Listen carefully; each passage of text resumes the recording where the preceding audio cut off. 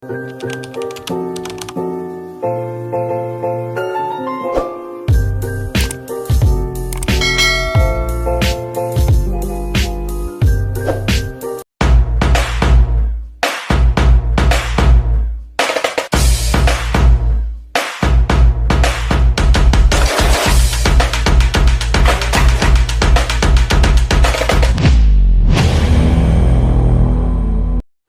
mga best friend, for today's video ngayon papakita ko sa inyo kalokohan ng isa kong anak. Nanghihiram kasi sa akin siya ng cellphone.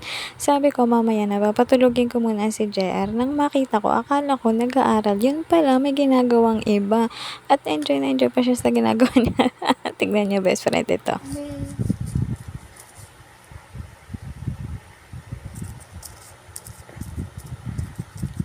W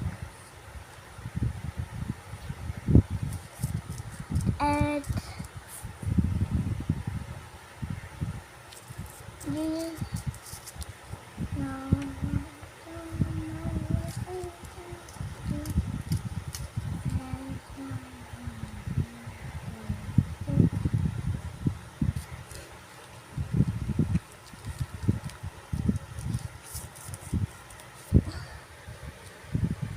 Mama, tutulog po.